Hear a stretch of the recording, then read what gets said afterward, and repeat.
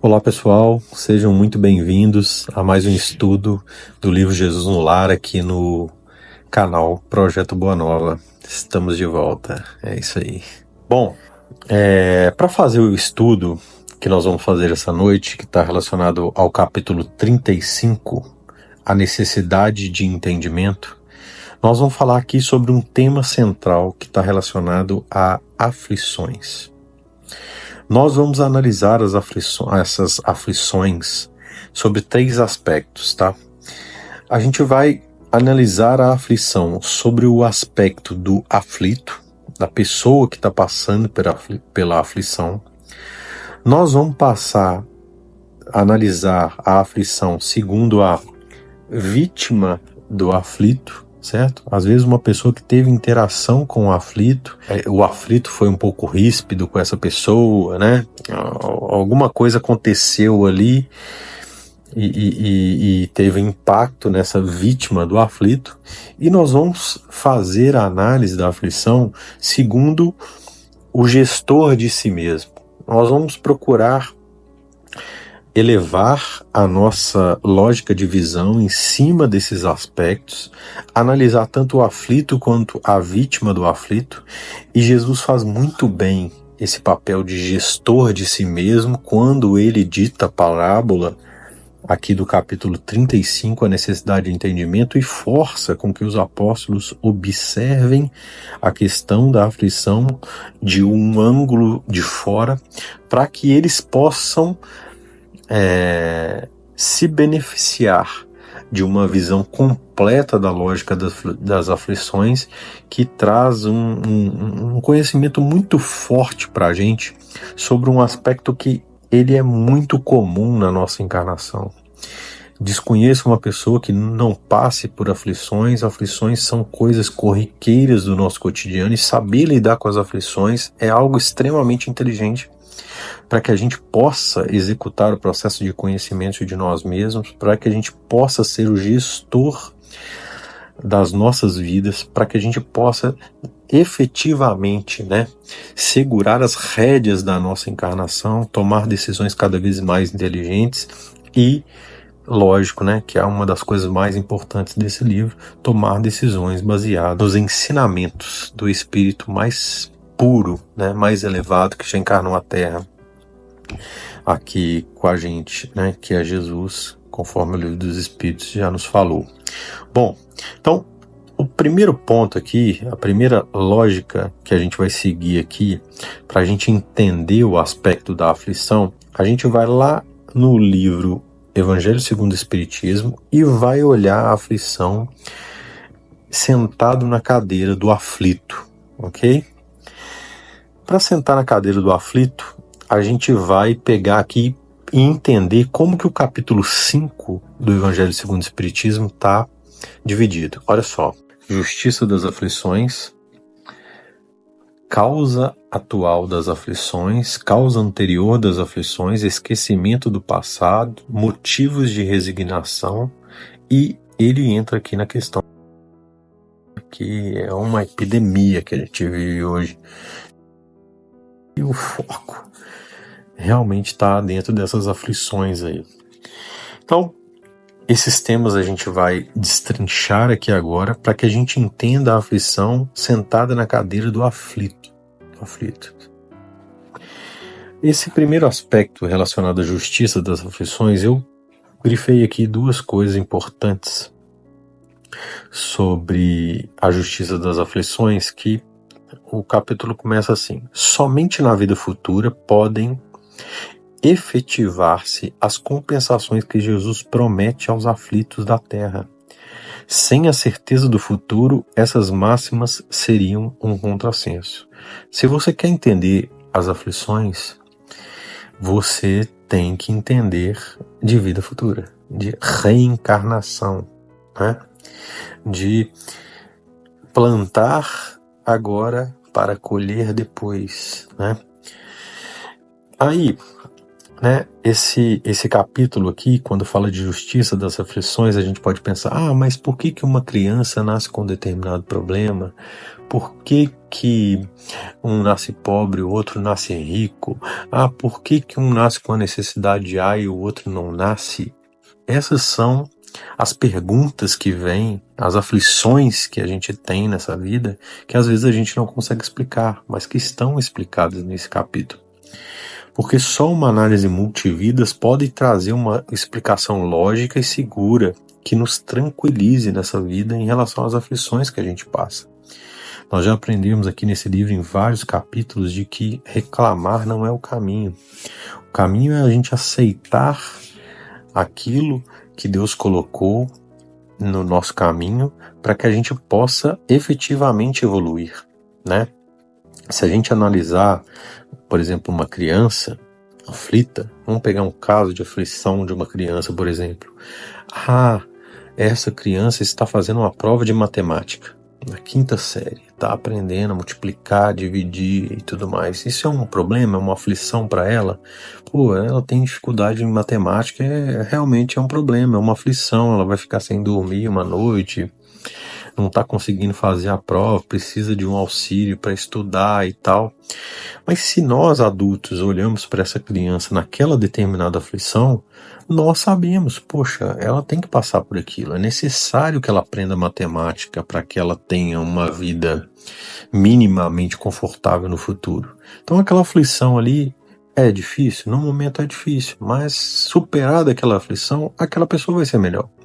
E é assim que os espíritos superiores nos enxergam nas nossas aflições.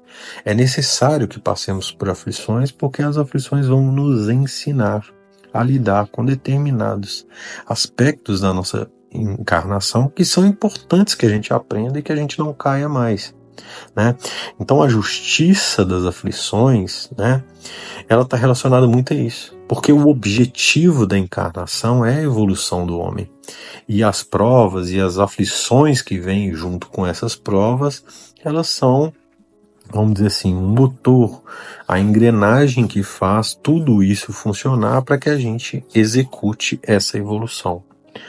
Logo, as vicissitudes da terra derivam de uma causa, e pois que Deus é justo, e justa há de ser esta causa.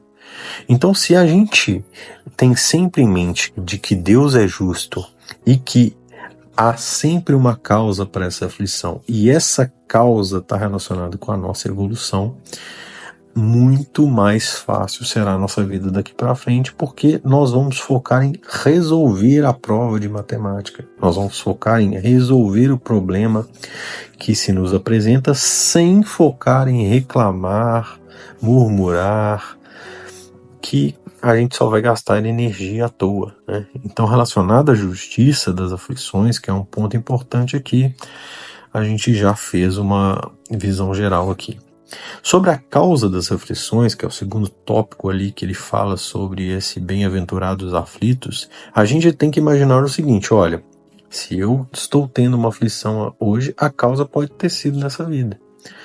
Eu posso, como uma criança, né? Entrei na escola, tenho que passar de ano e eu tenho que passar da 5ª série para a 6ª série. Então, se eu não fizer essa prova, não vai ter jeito, né? Então, a causa pode ser nessa vida. Olha, beleza, entrei para a escola, tenho que passar da 5ª para a 6ª série. Ou a causa pode ser em outra vida, né? E daqui são as maiores explicações de coisas que às vezes fazem as pessoas ser ateu, uma pessoa ser ateu, porque ela não consegue enxergar uma lógica na diversidade de existências que está presente aqui na Terra.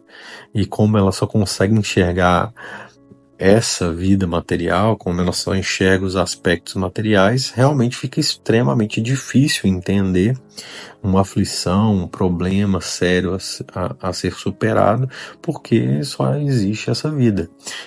A gente tem um filme da história do Chico Xavier que mostra um casal que perdeu seu filho.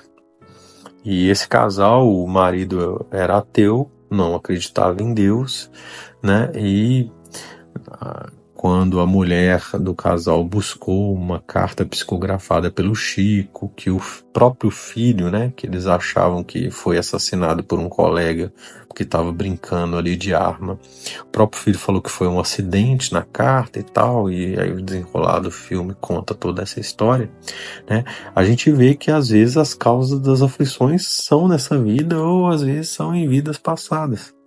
E essa análise multivida ela tem que estar sempre presente relacionada às aflições, né? Outra coisa importante que é falado aqui é a questão do esquecimento do passado. Então, se a gente passa por aflições e a gente não sabe lidar muito bem com essas aflições, criamos aí, vamos dizer assim, karmas futuros, né? A gente não sabe lidar muito bem com as aflições, a gente acaba vindo para cá para limpar a roupa e a gente acaba sujando mais ainda essa roupa, e aí a gente volta para encarnar com as pessoas que a gente criou aquele conflito. Então aqui nesse capítulo O Esquecimento do Passado, tem um parágrafo que fala o seguinte: frequentemente o espírito renasce no mesmo meio em que já viveu, estabelecendo de novo relação com as mesmas pessoas, a fim de reparar o mal que lhes haja feito. Se reconhecesse nelas as a quem odiara, quiçá o ódio se lhe despertaria outra vez no íntimo. De todo modo, ela se sentiria humilhada em presença daquelas a quem houvesse ofendido. Então, se a gente tem uma aflição, uma vida passada, e a gente vem de novo com essa pessoa nessa vida, e a gente conhece o passado, a gente já estava pré-julgando, né? Já estaria falando, não vai dar certo, porque eu sei que essa pessoa é ruim, é assim, assado. Ao passo que, às vezes, um amor de pai para filho, um amor de mãe para filha, né?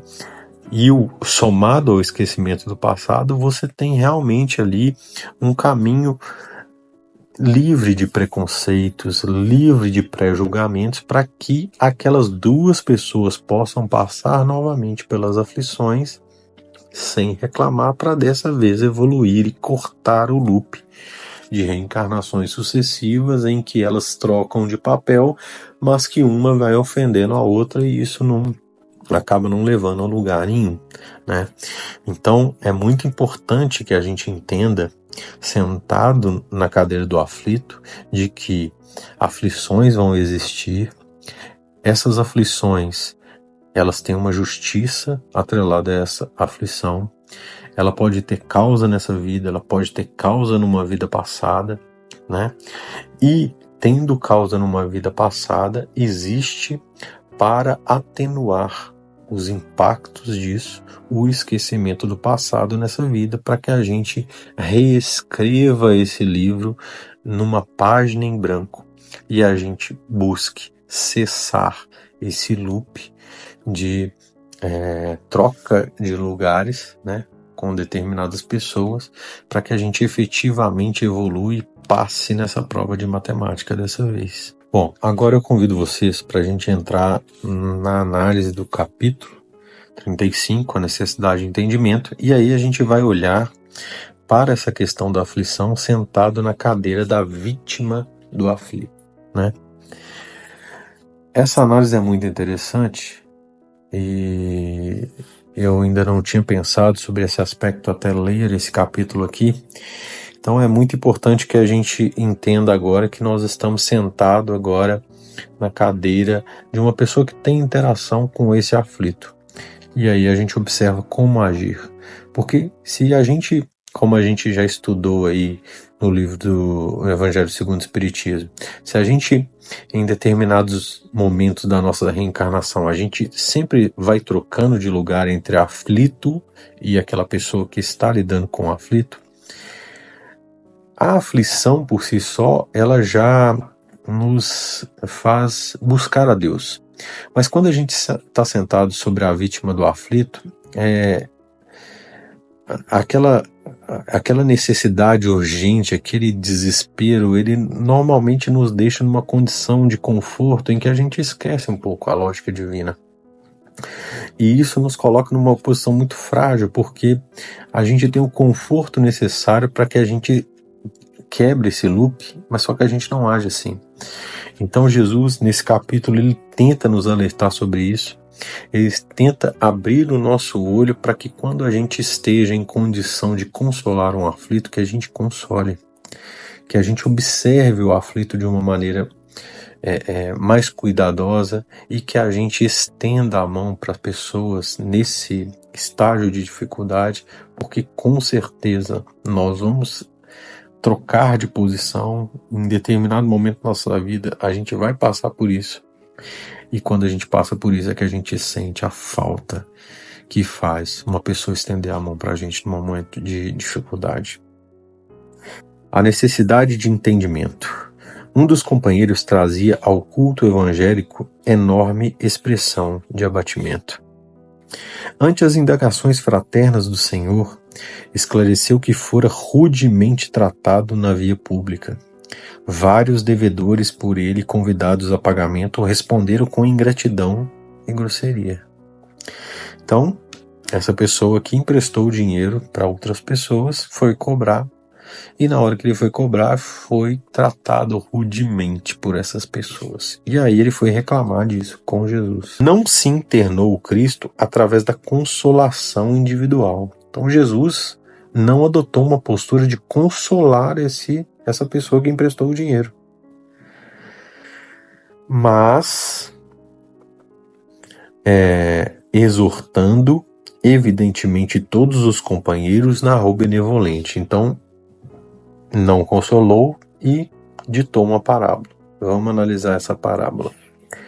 Um grande explicador dos textos de Jó possuía singulares disposições para os serviços da compreensão e da bondade. Então, um grande estudioso da palavra divina tinha uma determinada escola, e essa escola levava esses alunos para uma aula prática, vamos dizer assim, né?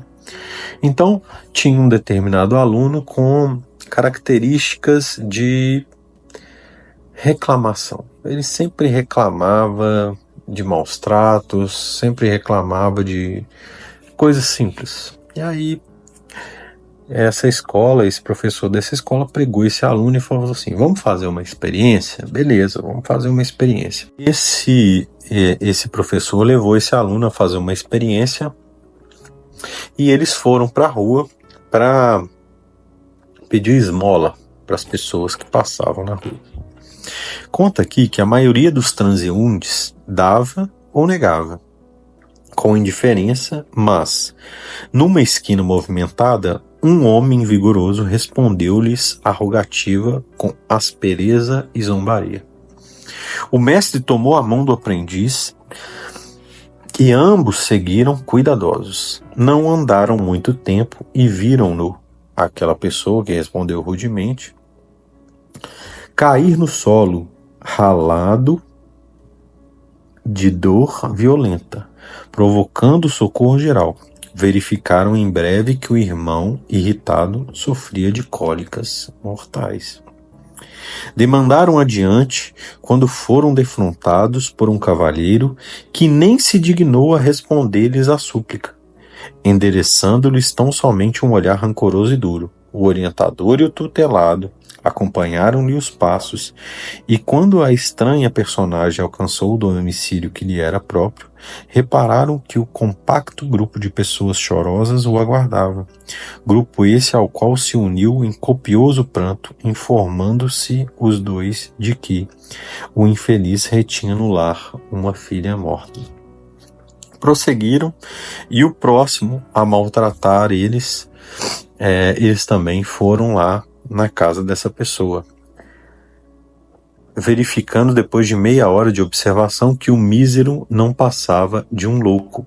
Em seguida, ouviram atrevidas frases de um velho que lhes prometia prisão e pedradas, mas, decorridas algumas horas, souberam que o infortunado era simplesmente um negociante falido. E assim eles foram todos que tratavam eles rudemente eram pessoas que estavam em estado de aflição, e o mestre levava o discípulo para ver as pessoas em estado de aflição. Em um determinado momento, o mestre virou para o discípulo e falou assim: guardastes a lição? Aceita a necessidade do entendimento por sagrado imperativo da vida. Aceita a necessidade de entendimento por sagrado imperativo da vida. O título dessa mensagem é Necessidade de Entendimento. Então, existe uma necessidade de entender pessoas em momentos de aflição. É isso que Jesus está ensinando aqui nessa noite. Nunca mais te queixes daqueles que exibem expressões de revolta ou desespero nas ruas. O primeiro que nos surgiu à frente era enfermo vulgar. O segundo guardava a morte em casa. O terceiro padecia loucura. E o quarto experimentava falência. Na maioria dos casos, quem nos recebe de mau humor permanece em estrada muito mais escura e mais espinhosa que a nossa. Vamos lembrar lá do livro Evangelho segundo o Espiritismo, da justiça das aflições, né? Em que a gente às vezes troca de posição entre aflito e vítima do aflito. Será que nós, enquanto vítimas do aflito, em aflições dessa natureza aqui, a gente entra para contribuir ou a gente entra para piorar a situação, né? Porque se a gente toma uma patada do aflito e a gente ajuda a piorar aquela situação, nós estamos falando de que quando trocar de posição, nós não vamos ficar aflitos naquela situação. E é aí que a gente entra no loop infinito. E completando o ensinamento, terminou o Senhor diante dos companheiros espantados. Quando encontramos os portadores da aflição, tenhamos piedade e auxiliemo-los na reconquista da paz íntima. É dever nosso visualizar um aflito e ter piedade e auxiliar essa pessoa nessa situação, para que quando o jogo virar, nós também recebamos auxílio nessas determinadas situações. Uma vez, alguém perguntou para o Chico Xavier assim: mas Chico, por que as pessoas más normalmente são ricas, têm muito dinheiro, né? E as pessoas boas não têm, né? Porque Chico respondeu assim: meu filho, que bom que você está na mesma situação que eu, das pessoas que já estão pagando os débitos e não estamos na situação dos que estão adquirindo ainda mais débitos, né? Então todas as situações dessa de conforto da vida e tudo mais, onde o nosso egoísmo exacerbado se exalta, né? E a gente esbanja, né? Quantos e quantos aflitos às vezes não passam pela gente nessas situações e a gente nem observa, né? E aí, quando a gente senta na cadeira do aflito e a gente observa esse tipo de coisa, é que a ficha cai, né? Então, que bom, como diz o Chico, né? Que às vezes, que bom que a gente está sentado na cadeira do aflito, porque ali a gente está quitando um débito passado e realmente sentando na cadeira do aprendiz, para que a gente possa realmente entender o próximo, né? E auxiliar o próximo como gostaríamos que o próximo nos auxiliasse naquela situação. O touro retém os chifres por não haver atingido ainda o dom das asas. Reclamamos comumente contra a ovelha que nos perturba o repouso, balindo atormentada. Todavia, raramente nos lembramos de que o pobre animal vai seguindo sobre o laço pesado a caminho do matadouro. Bom, o boi tá lá com aqueles chifrões dele, né? Dando chifrada em todo mundo e a gente acha aquilo ali rude, que ele, né? uma coisa muito grosseira, né? Mas mal sabemos, né? Que ele intuitivamente deve saber de que o caminho dele é o matadouro, né? Então ele sabe das aflições dele, né?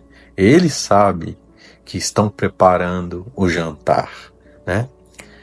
Mas enquanto ele está vivo lá no pasto e tal, você passa do lado do boi, ele olha todo para você, você já fala, nossa senhora, não pode nem olhar para esse touro aqui que ele já rosna, né? Bom, então assim finalizamos essa análise aqui das aflições. Gostaria de agradecer você que ficou aí até o final do vídeo. Se gostou, né? Se curtiu aí o nosso estudo, clica aí, né, no joinha, segue a gente aí no canal e compartilha. Grande abraço, até o próximo estudo.